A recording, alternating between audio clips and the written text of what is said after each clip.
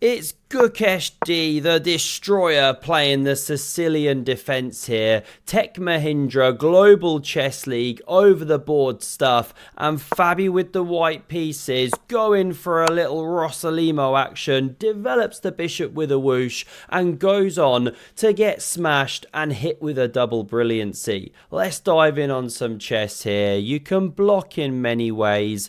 This is more sensible than with the queen, or you can go with the bishop. Castles, pawn a6 puts a question to that one. You could take, but Fabi backs up here. You can also stick the bishop there. Looks weird, but you do a bit of this action.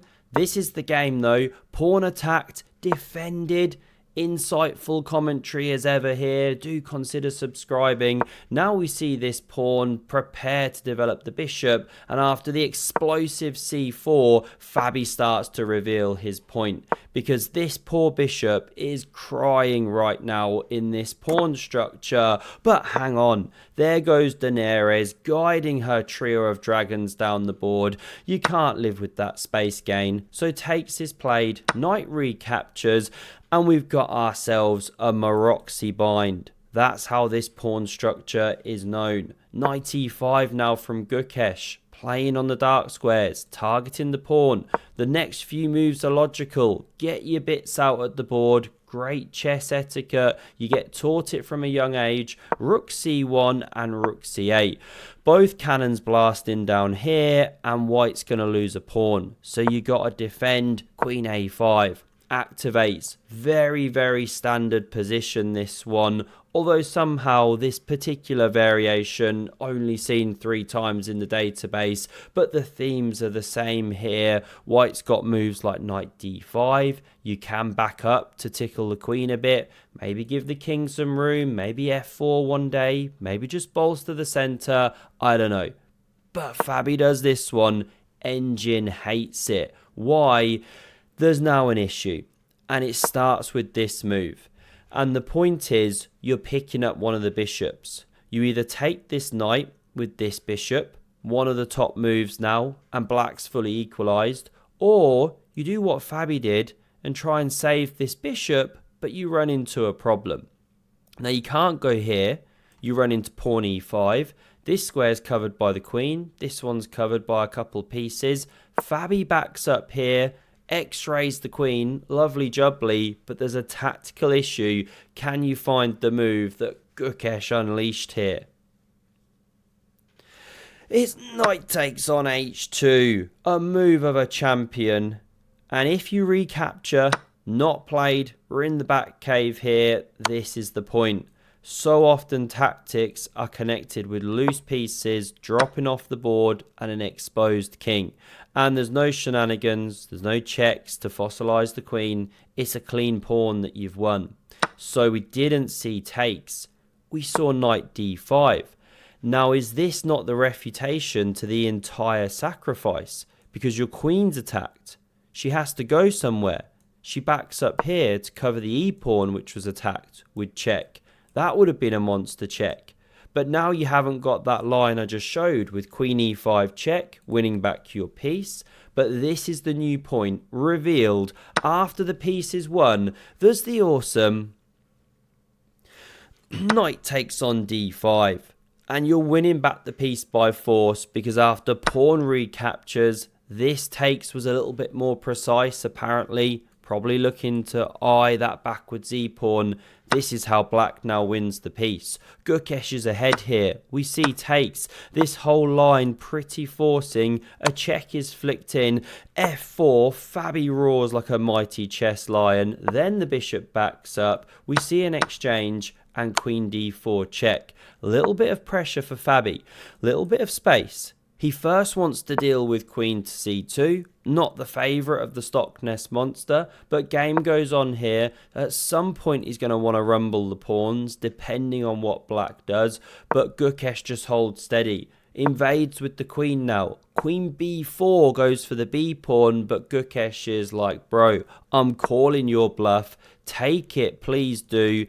If you nab that one, you run into queen e3. It's a double attack. You're losing a piece. So let's back it up. Pawn is not touched. We see queen to d2, offering the exchange of the ladies. Very brave from Fabi. He's confident of the end game. I guess he likes his pawns, his active king. But Gukesh doesn't want it.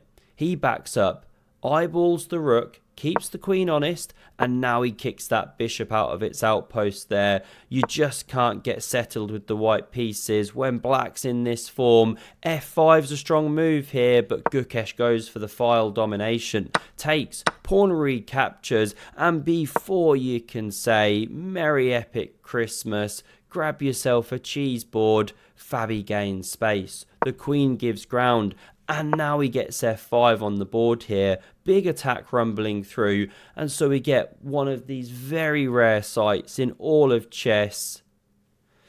A double camel toe on the board. Wonderful to see. Bishop d3 is now played. Queen d4. The precision in the game is starting to drop as the clocks tick down, and this is Gukesh's point. Fabi takes, calls the bluff, allows this pawn to drop, so the material has stayed level, I think, or is black a pawn ahead? Sorry, black's a pawn ahead, but this was actually a better exchange for white, because now you've got an outside running b pawn, and there are attacking ideas in the air. The rook is now hit, and you should slide along the back rank, stay in contact there, cover the king. But this rook lift is played. Of course, Gukesh whispers, do you even rook lift, bro? Now we see this queen slide in, and the king is caught in a mating net. This check is on the way. You run to the corner, you get mated here, and you can't back up with the rook. You can't back up with the queen anywhere sensible. It's not working. So check is played. And the best move, not played, is king g1. And black has nothing better but to start giving a perpetual. Because if you try and take this pawn and stop the bishop from coming here, well, the rook can slam it off the board. This is the big problem, of course. Pawn takes, and then you do this, and it forces black to give the queen. This is a one game for white here. The queen's too powerful, too many pawns still on the board. Even if the pawns weren't on, it's a win. Let's back it up, because this was the way to play. But Fabi plays pawn g3, pushing for that win. I'm not sure of the match context. Maybe he was in a must-win situation, because now it allows takes on f5.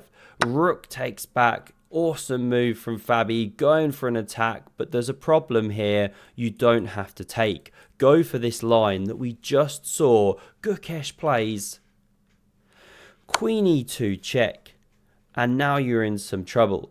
Now, if you back up this way, you're not actually about to play this check because the queen covers the square, but it's queen e1, which is a killer. If you step up, the rook checks from the second rank. So rook blocking, but then you do this, force the king to the h-file, and there's a bit of chess geometry.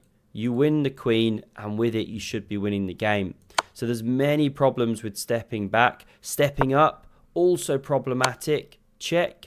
Now the king drops off. That queen was defended. You couldn't take it, just to be sure. Check is played. Rook covering, of course, but after one more check, white's in a world of pain. Because what to do? Giving ground was played, staying connected with the rook, but now there's a brilliancy which Gukesh finds, gives him a winning endgame. Just before I show that one, there's another massive sale on at the Remote Chess Academy, 80% off, only on the bundles. The super bundles right there with the most insane amount of courses. Yes, it's a lot of money, but it's a great set of courses to get stuck into in the entire new year. Push on the rating, or the road to 2,000, more affordable. Finally make that crack on, get to 2,000. Insane discount right now, only lasting a few days. Get on over there, links in the description. Such good courses by Grandmaster Igor Smirnov. What was the brilliancy that Gukesh played here? It's rook c1 check. A square that the rook has no right to be on, because after queen takes, forced, or else you were going to get mated. No, you can't even step there, sorry. Queen's covering all the step-up squares, so you did have to take. We now see the point. You win the queen, and with it should be the game.